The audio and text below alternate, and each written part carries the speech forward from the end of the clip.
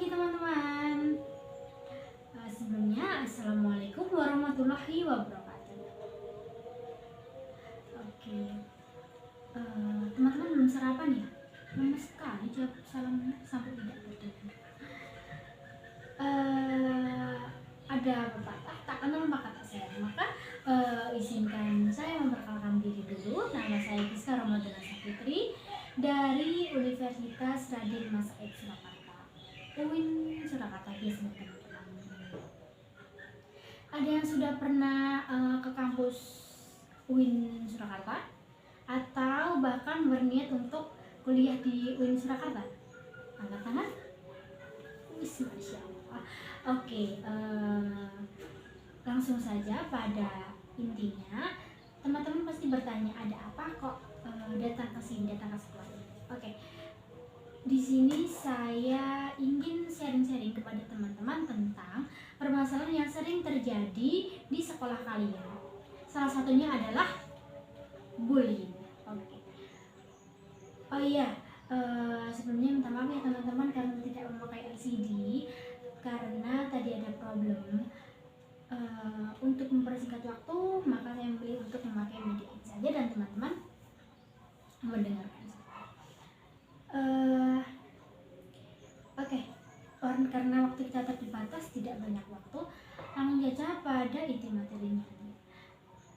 Bullying. Teman-teman, apakah teman-teman sudah pernah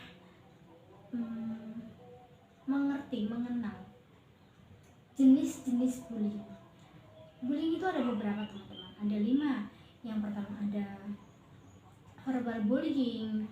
Kemudian verbal bullying itu tentang bercanda, lelucon. Teman-teman niatnya bercanda, niatnya membuat lelucon, melontarkan lelucon, tapi justru malah itu bentuk perilaku bullying.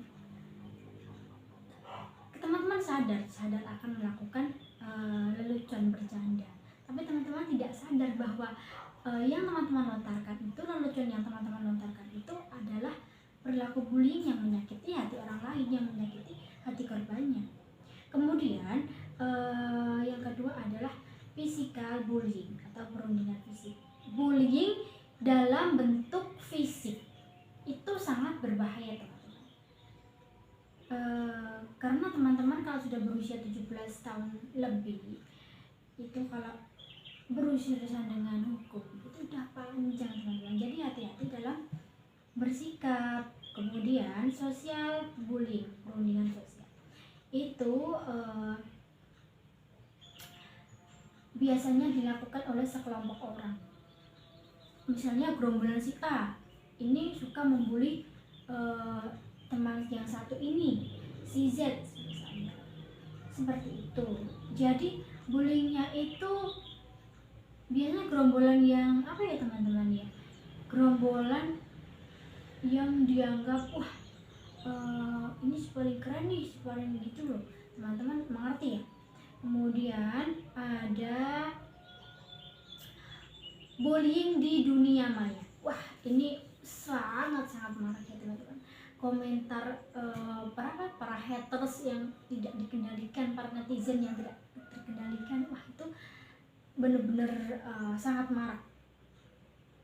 Kemudian bullying yang berupa seksual. Nah ini teman-teman, apalagi teman-teman menginjak usia remaja ya, dewasa, itu hormon pubertasnya sedang tinggi-tingginya. Maka dari itu teman-teman harus bisa menjaga diri, bisa mengatur pergaulan. Karena salah pergaulan sedikit saja dan tidak bisa mengontrol diri itu bisa fatal. Iya kan teman-teman? Niatnya coba-coba iseng-iseng, tapi malah banyak kan seperti itu teman-teman. Oke, lanjut ya teman-teman. Teman-teman mengerti? Oke. Kemudian ada lagi penyebab bullying. Penyebab bullying itu banyak banget teman-teman. Pengaruh sosial media, kemudian kurangnya pengawasan orang tua, apalagi teman-teman yang ditinggal merantau, itu teman-teman harus pintar-pintar mengendalikan diri, harus bisa bersikap dewasa. Kemudian lingkungan keluarga yang melakukan kekerasan. Banyak ya teman-teman, mungkin teman-teman ada yang merasakan, ada yang mengalami kekerasan dalam lingkungan keluarga.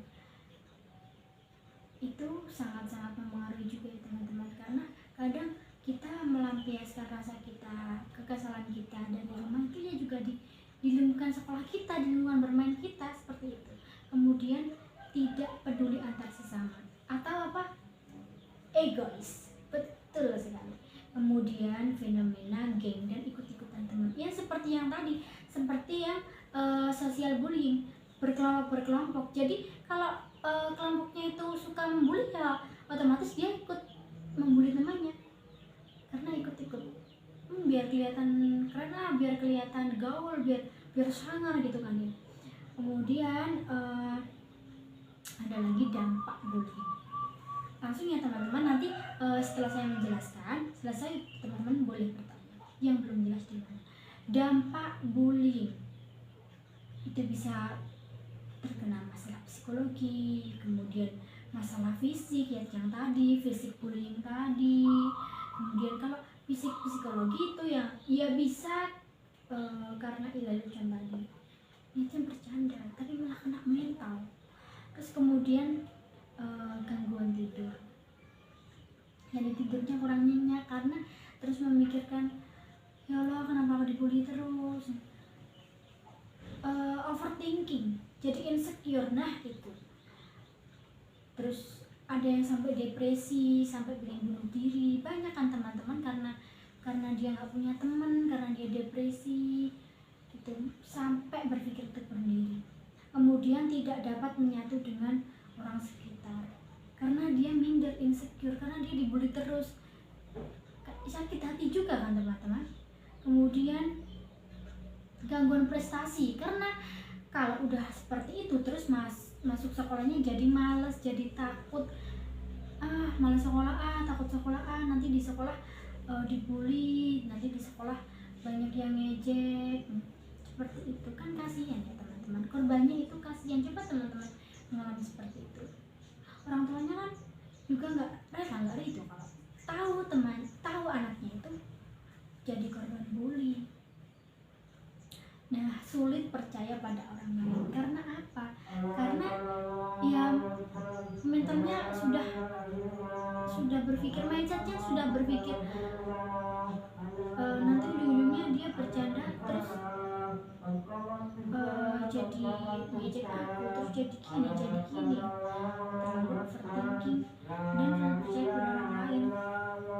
Nah, kemudian ada nih cara mengatasi bullying, terutama di lingkungan sekolah. Yang pertama, mendengarkan cerita versi perilaku bullying untuk mencari tahu masukan yang paling tepat. Itu untuk mengatasi perilaku bullying yang sering ngebully, orang yang ngebully. Kemudian menegaskan perilaku yang tidak pantas, kemudian mengingatkannya. Kalau sudah keterlaluan ya perlu diberikan sanksi teman-teman.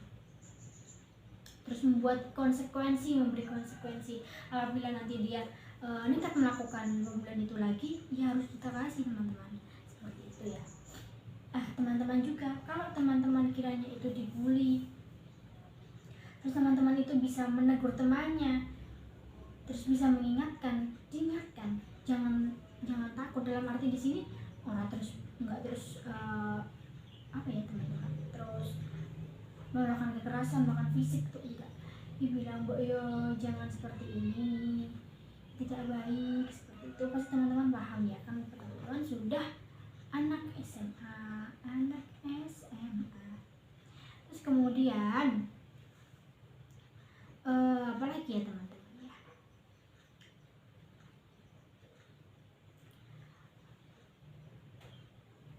Kemudian ada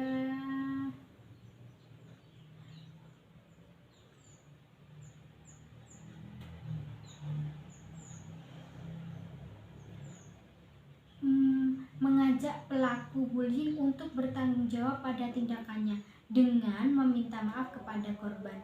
Kemudian jika itu korbannya sampai merusak barang punya korban, itu juga harus mengganti rugi.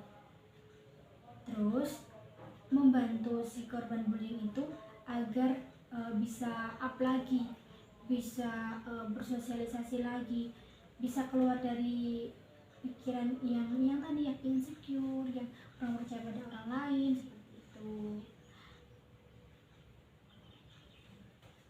Oke teman-teman, saya rasa cukup materi yang saya sampaikan, sharing yang saya sampaikan. Apakah teman-teman ada pertanyaan atau sanggahan atau apa yang lain, boleh disampaikan. Apabila kurang jelas bisa disampaikan.